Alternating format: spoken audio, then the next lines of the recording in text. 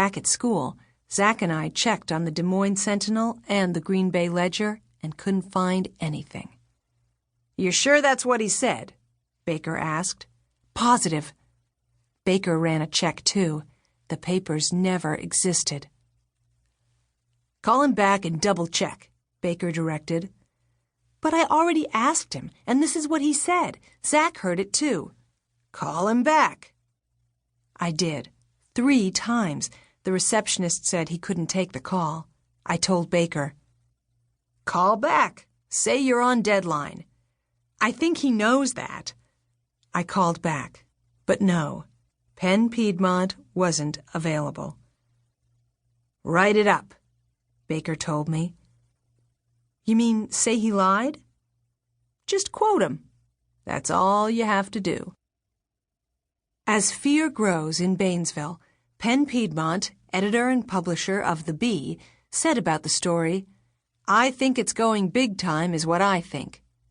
Mr. Piedmont said his instincts told him so. Instincts developed over the years, working from the ground floor up at several newspapers in the Midwest. When asked about which newspapers he worked at, Piedmont remarked, "Oh, a few have gone belly up. The Des Moines Sentinel, the Green Bay Ledger." However, after careful checking, the Corps has discovered that those papers never existed. Mr. Piedmont was unavailable for comment. Darrell whooped when he read it. "Run it," Baker said. "Front page."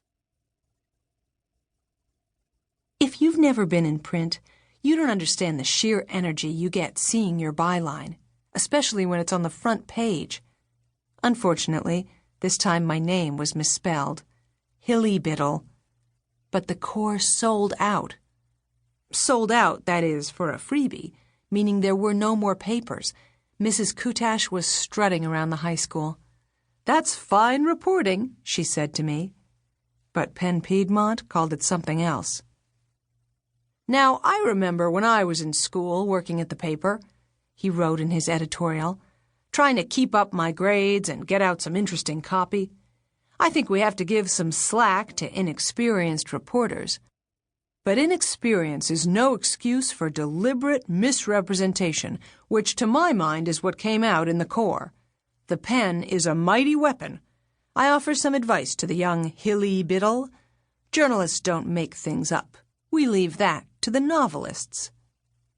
Now it was my turn to throw the bee down. "I'd be flattered if I were you," Baker told me. Flattered? He just insulted me in his Wednesday editorial. He wouldn't have done that if he didn't think you were a threat. It's between 6th and 7th periods, and I have now proved unequivocally that Boston, Massachusetts has too many people named Martin working there in the real estate business. Martin Anderson, Martin Chomsky, Martin DeKalb, Martin Associates, Martin & Sons Real Estate, the Martin Group, Martin Properties, Bimmer & Martin, Robert Martin, Rafe Martin, Alexandra Martin Holderkoff, etc., etc. Lonnie had called him a big real estate guy. That could mean a lot of things. He was successful. He was tall. I called D&B Security. That number was now disconnected. I tried to find a Lonnie Lupo, an L. Lupo, in the phone directory. All I got was a listing for Lupo the Lion, children's parties a specialty. I tossed my history book into my locker and slammed it shut. Jolene Jowry, the lead in Desperate People, opened her locker 2 down from mine. "How's the desperation coming?" I asked. She groaned. "Lev keeps going off script. The set is falling apart. Mrs. Terser has become this demon director. All she does is scream." "I'll be there for opening night." "Thanks." She headed off. I stood there trying to get a grip. "Hildy, can we talk?" I turned around to see Elizabeth. "Sure." She took a deep breath and said, "Look, I've been pretty angry at you, but I'm not anymore." "That's good," I said. "You can be a total pain, Hildy, but I know you don't mean it." I laughed. "Sometimes I do." "But not with me." "You're right. Not with you. So, here. She handed me a plastic bag with peanut butter fudge in it. That's my favorite. It had a little heart-shaped sticker, "Made with Love" by Elizabeth. How did you know I needed fudge?